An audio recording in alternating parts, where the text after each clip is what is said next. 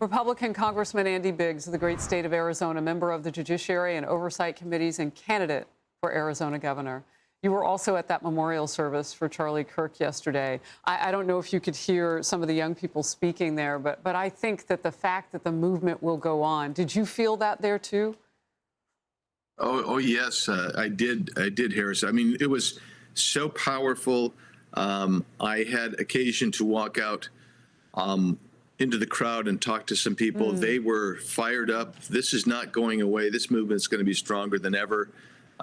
Yeah, a lot of young people there, a lot of old people like myself and others, a lot of middle-aged. Oh, maybe I'm middle-aged. Okay, Harris, I'm going to take middle-aged. Yeah, I want you back up that old. We might be the same age.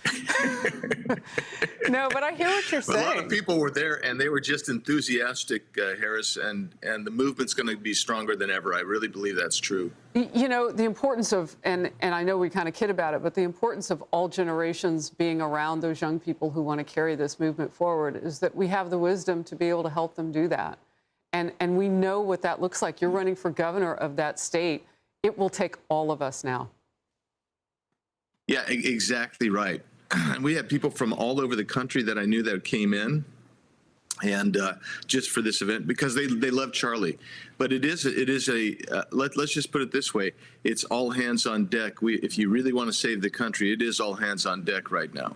We see more division than ever. We see more crisis than ever. But Charlie found a way to overcome that, and he was helping to bridge the gap. And that's the message, and that's the mission. Yeah, from both sides of the political aisle, he did that. Wow, what an example. Yeah. Democrat Congresswoman Jasmine Crockett could use some schooling on that example. Instead, she's scolding her colleagues for not voting against a resolution to honor Charlie Kirk's legacy. That passed last week, and here's exactly what she said as that was happening.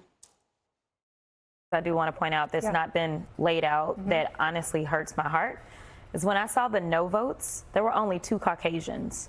For the most part, the only people that voted no were people of color, because the rhetoric that Charlie Kirk continuously put out there was rhetoric that specifically targeted people of color.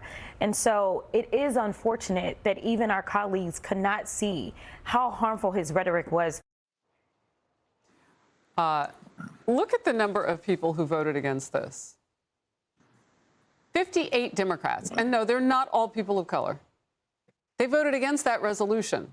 That's on top of another 60 who did not bother to even show up and vote or voted present, which is like, you know, having no courage to go either way. Here's Congresswoman Alexandria Ocasio-Cortez, who led the charge against honoring Charlie Kirk. Today's resolution only underscores the majority's recklessness by choosing to author this condemnation and honoring on a purely partisan basis, instead of uniting Congress in this tragedy. His rhetoric and beliefs were ignorant, uneducated, and sought to disenfranchise millions of Americans. So you see that. Totally on politics. Forget about the person assassinated, people killed. What did Republicans do when faced with something similar? Well, here's how they reacted to a resolution against political violence in Minnesota. Every single House Republican voted to condemn the attacks that killed State Representative Melissa Hortman and her husband, Mark, and critically injured State Senator John Hoffman and his wife, Yvette, every single one. You want to talk about division?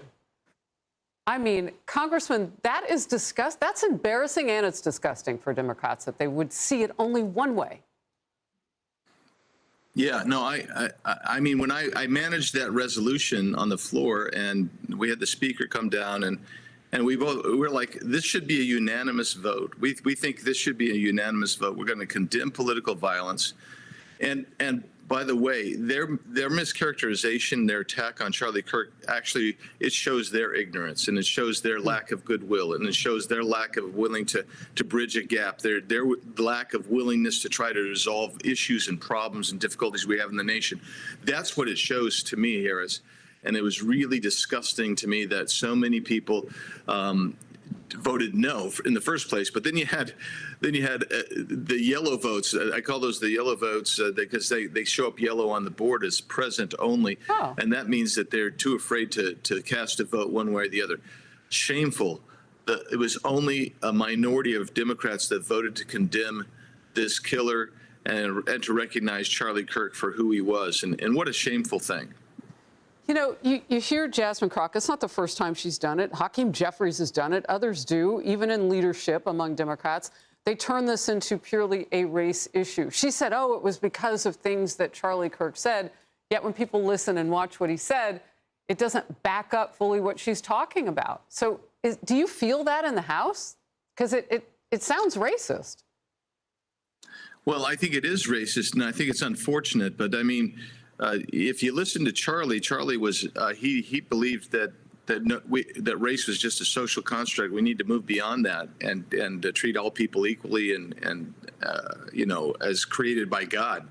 But this notion that everything's going to be race-based and every decision you make is just, that's what's ignorant. That's what's sad. And we deal with it and we move on. Yeah. But what Charlie did is he loved them anyway. That's hard for me to do. As Trump said yesterday, that's real hard to do. Congressman, thank you very much, Congressman Andy Biggs of the great state of Arizona. Good to have you. I'm Steve Ducey. I'm Brian Kilmeade. And I'm Ainsley Earhart. And click here to subscribe to the Fox News YouTube page to catch our hottest interviews and most compelling analysis.